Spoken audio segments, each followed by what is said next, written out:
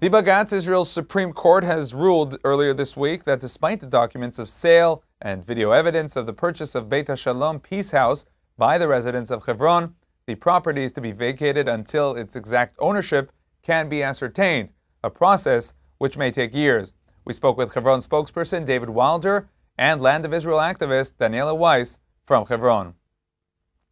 Shalom, Yoni. Shalom, David Wilder, Hebron spokesperson. So what is the situation in Hebron this morning? Well, first of all, after the meeting that we had, the emergency meeting we had last night with about 1,000 people, a lot of people stayed. There are older people that stayed. Families moved in here. There are a lot of youth here. And there's a feeling that we can overcome the challenges we're facing. Now tell me, David, the Supreme Court wants you out of Beit HaShalom. You say you have all the documents. Why not just go out and then come back in after proving legality and presenting all the legal documents? Well, first of all, we have all of the legal documents. All the legal documents we presented to the courts. Unfortunately, they've seen fit to just ignore that. If we were to leave the building, as we've done in the past, it would probably be years before we would be able to get back in. These court cases can stretch out for 10 or 15 years, and there's no reason for us to walk out of a building that we've legally purchased with the evidence that we've presented, and then to say, we're going to give in again. A few years ago, we made a compromise solution with the government concerning the Shalhevet neighborhood in Hebron, where we did leave voluntarily with a promise that we would be able to move back in within a fairly short period of time without any legal problems being raised. And unfortunately, the government, the Attorney General Mani Mezuz, then later voided that deal and said that the people that made that deal with us didn't have the authority to do so, even though it was done with the knowledge and consent of the defense minister. Now, David, please tell us about the new resident with a new office in Beit HaShalom. Yesterday, the Knesset member, Rabbi Nisim Ze'ev, moved in. He came in with some of his children. He set up an office here. He obviously isn't going to spend all day here every day. He's a Knesset member, and at the moment we're in the midst of an election campaign. But I expect that we will see him here fairly frequently. He'll be sleeping here. He has an office set up here with a computer and a copy machine and all that. We're very, very happy that he's here. I think it's a very strong show of support, and we're very, very hopeful there'll be other Knesset members that will follow in his footsteps. So they haven't all moved to Beit HaShalom yet, but we understand that you are receiving support from Knesset members from all different parties. That is correct. We've seen that last night. We heard from various people. The letter that we received with over 51 signatures of Knesset members from all of the factions, including Kadima, including the Likud, including Shas, including a lot of the parties in the Knesset have come forward, understanding that what we've done here is legal, and that the actions taken against us have nothing to do with justice, rather they deal only with politics. So David, let me ask you, what do you estimate will happen eventually? Look, eventually we're going to live here. Eventually we're going to live here. We're going to have a lot of families here. Whether that will happen in the next month or two, or whether it'll happen the next year or two, I don't know. Our objective right now is to stay here. We're working on all sorts of different levels in order to be able to stay here. We hope that politically we'll be able to reverse the decisions that have been taken. That's the goal. That's what we're working to, and with God's help, we'll succeed. Hebron spokesperson David Wilder, thank you very much for joining us. Shalom, shalom. And now joining us from Hebron is Daniela Weiss. Daniela is the former mayor of the Shomron community of Ktumim and one of the leaders of the Land of Israel Loyalists. Shalom, Daniela. Shalom, shalom. So how will you act against the planned expulsion of the Jewish residents of Beit HaShalom? Okay, what we are doing now, we are asking people to come now and not to wait for what people call Yom Pkudah, for the moment. The moment is now. Why? Because our purpose is not to come to a clash with anybody. What we want to do is to stay in Beit HaShalom, to stay in Hebron, to build more communities, and to be in the great Israel.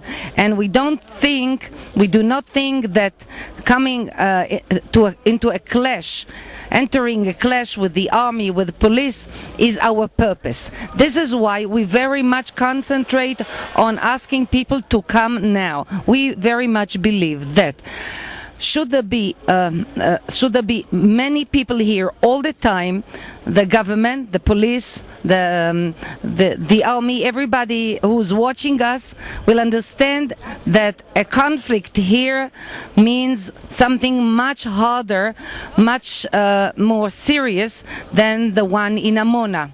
And I believe nobody wants such a clash anymore, let alone something bigger than that.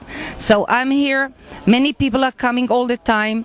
Right now we are building in Ma'achaz HaGiborim and Noam Federman's farm, and we are touring all over Hebron in the daytime, in the nighttime, and we believe that now with Shabbat Chayei Sarah coming and with the people staying here all the time, we will prevent any thought even of evacuating Jews from this house, with this building that was legally purchased, as everybody knows already.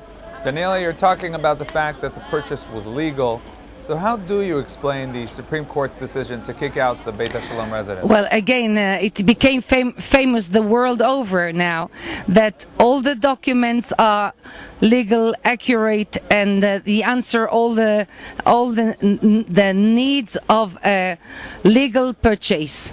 The reason the Supreme Court decided to evacuate the house is a political reason. Everybody knows it, everybody says it, it's clear, it's obvious, it's transparent, one may say. The government knows that once we are here in Hebron, in the center of Jewish life, the city Hebron, the city of King David, this first and foremost the city of our forefathers. Once we are here strong and even spreading all over the area, this means Am Israel will stay in Eretz Israel forever. Now the government is still thinking, I mean, Olmert's government, maybe Tzipi Livni said so too, Sharon said it at the time, that the time has come for two states between the Jordan River and the Mediterranean. And we are doing everything here and all over Judea and Samaria in order to prevent this awful idea from being realized. You mentioned the violent events during the demolition of homes in Amona, but you're not mentioning what took place during the expulsion from Jewish communities in Gush Katif in Gaza. Have your strategy and tactics for preventing the expulsion in Hebron been affected as a result of the experience of the Gush Katif expulsion? You hit indeed the precise point. We have learned a big lesson from the Gush Katif destruction and the communities in North Shomron.